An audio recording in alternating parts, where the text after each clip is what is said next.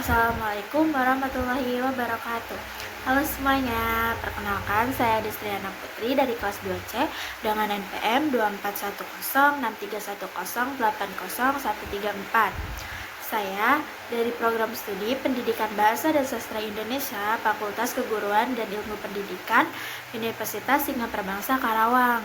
Nah, di sini saya akan membahas mengenai sebuah folklore yaitu akikah. Nah,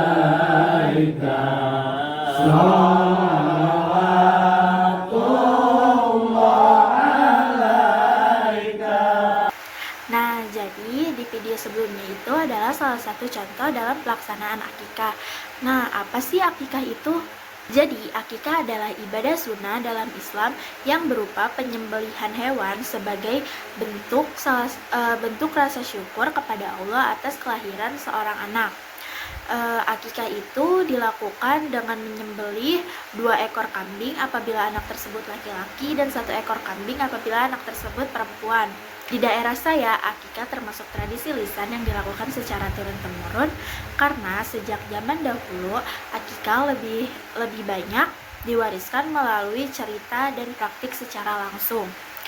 Walaupun sudah tertulis di dalam sebuah hadis.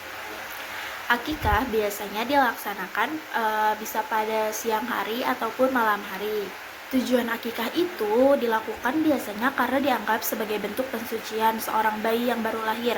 Biasanya juga dianggap sebagai bentuk keberkahan dan kebahagiaan. Terus ada fungsinya juga, seperti fungsi keagamaan itu mengucapkan rasa syukur kepada Tuhan atas kelahiran anak mereka. Terus menjalankan sunnah Rasul. Terus fungsi sosial itu seperti untuk mempererat tali silaturahmi. Jadi kayak dengan adanya syukuran ini tuh kita bisa berbaur dengan tetangga, dengan masyarakat gitu. Terus membantu sesama itu tuh seperti makanan yang sudah disediakan itu kan bisa dibagikan kepada tetangga. Atau fungsi keluarga itu seperti mendoakan gitu, mendoakan anak-anaknya agar hidupnya penuh dengan berkah. Nah, kalau fungsi budaya itu seperti ya melestarikan tradisi lisannya. Jadi diwariskan secara turun-temurun gitu dengan cerita-cerita. Nah, pelaksanaannya itu biasanya diawali dengan memotong kambing. Pemotongan kambing ini tuh biasanya dilakukan oleh seorang ustadz. Lalu setelah memotong kambing, bagian daging, tulang, dan kulitnya itu dipisahkan. Biasanya ustadz itu memiliki yang seseorang yang membantu. Nah, setelah dipisahkan itu biasanya bagian kulit dibawa untuk dibersihkan. Nah, dibersihkan itu biasanya di area irigasi yang tidak jauh dari rumah saya. Lalu setelah sesi pemotongan dan pembersihan selesai, daging-daging tersebut dibawa ke tukang masak atau catering. Tapi bisa juga memasak di rumahnya sendiri. Nah, kalau semuanya udah siap, dilanjut dengan acara syukuran.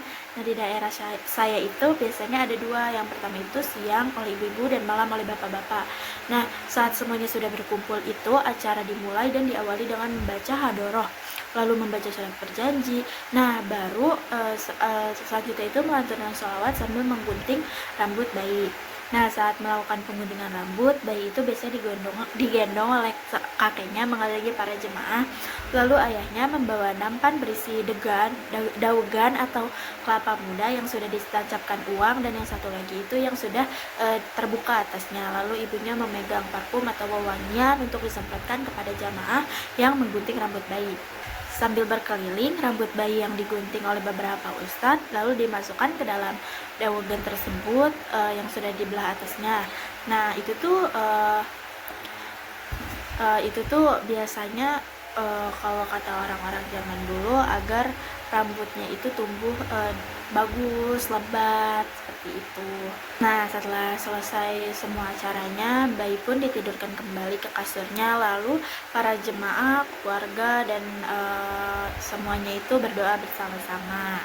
Nah, makna yang bisa diambil dari akikah adalah bahwa ia merupakan bentuk rasa syukur kepada Allah atas kelahiran seorang anak. Melalui akikah, orang tua mengungkapkan kebahagiaan mereka dan berharap agar anak yang lahir mendapatkan keberkahan serta perlindungan dalam hidupnya. Selain itu, akikah mengajarkan pentingnya untuk berbagi dengan sesama. Nah, akikah ini bisa dilaksanakan oleh keluarganya sendiri ataupun oleh para tokoh agama. Nah, di acara akikah ponakan saya kemarin, pelakunya itu bapak saya sendiri, yaitu Bapak Didin Samsudin. Sekian pemaparan dari saya, kurang lebihnya mohon dimaafkan dan saya ucapkan terima kasih. Wassalamualaikum warahmatullahi wabarakatuh. Bye. Ini adalah beberapa dokumen yang saya dapatkan waktu acara akikahan kemarin.